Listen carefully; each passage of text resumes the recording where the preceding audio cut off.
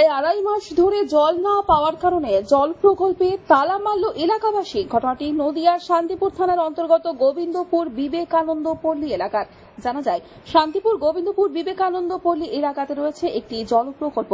তবে এখানে জল প্রকল্প থাকলেও স্থানীয় বাসিন্দাদের অভিযোগ, প্রায় দীর্ঘ আড়াই মাস ধরে তারা পানীয় জল সরবরাহ পাচ্ছেন না। এর আগে জল প্রকল্প উদ্বোধনের সময় স্থানীয় পঞ্চায়েতকে পুরস্কৃত করেছিলেন এলাকাবাসীরা। তবে সেই এলাকাতেই বর্তমানে প্রত্যেকে বাড়িতে কল থাকলেও তার থেকে আসছে না পানীয় জল। আর সেই কারণেই মূলত পানীয় জলের দাবিতে জল প্রকল্পের কাছে একত্রিত হয়ে জল প্রকল্পে তালা মারল স্থানীয় এলাকাবাসীরা।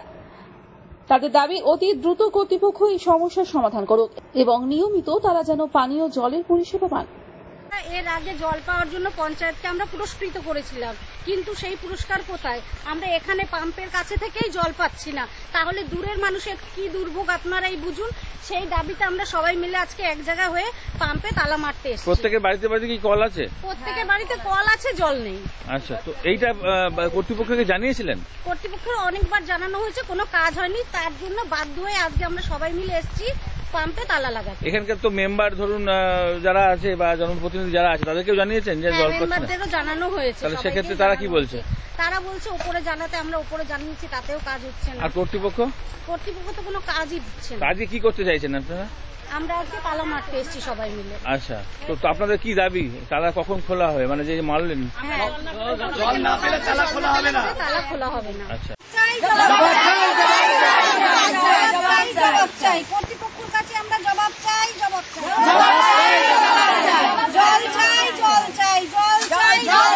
এটা প্রধানমন্ত্রীর হর ঘর জল যে যোজনাটা আছে, সেটা প্রধানমন্ত্রী ওখান থেকে টাকা ছেড়ে দিচ্ছে, কিন্তু সেই টাকাটা মানুষের ঘর পর্যন্ত সেই জলটা আসতে পারছে না। কারণ এখানে তোলাবাজ চলছে, তৃণমূলের তোলাবাজ। সেখানে আমি তো প্রধান হয়ে এসেছি। তো আপনি তো বিজেপির পক্ষ থেকে প্রধান। হ্যাঁ, তো তাহলে তৃণমূলে কিভাবে হলো? দেখুন, এটা আমার কাছে, আমার এলাকায় অনেক বাড়িতে বাড়িতে জল পৌঁছাচ্ছে না। আমি এখানে সেটা আমি ভিডিওকে জানিয়েছিলাম, পিএইচি আধিকারিকদের যারা আছে তাদেরকেও জানিয়েছিলাম। তারা বলেছে যে মোটা পাইপটা যায়নি, ওই পাইপটা যাবে, তারপরে জল পৌঁছাবে। কর্মখালী 21 বছরের পুরাতন company Bardhaman housing development private limited, Bardhaman শহরের প্রথম প্রমোটার ও ডেভেলপার।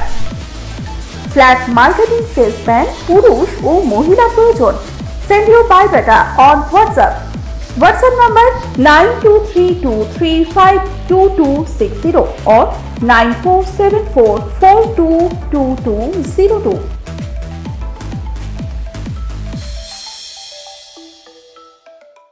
আমি এটা নিয়েও তদন্ত করছি। তো দিন ধরে এটা জলের ডিস্টার্ব হচ্ছে না বলা যাবে না, শুধু একটা জায়গায় না, বাবলা অঞ্চল জুড়েই হচ্ছে। তো এই সামান্য প্রবলেম খুব তাড়াতাড়ি মিটে যাবে। আমরা এই ব্যাপারে ঊর্ধ্বতন কর্তৃপক্ষের কাছে এর আগেও জানিয়েছি। এবার আপনি যেহেতু বললেন যে এরকম ধরনের একটা প্রবলেম হয়েছে, আজকে বৃষ্টি বাদলার দিন, আমরা হয়তো এখনো খবরটা এসে পৌঁছায়নি আমার কাছে। আসলে আমরা ঊর্ধ্বতন কর্তৃপক্ষকে জানাবো। আবার কিছু পিএইচি ডিপার্টমেন্ট কর্তৃপক্ষের কাছে আমরা জবাব চাই।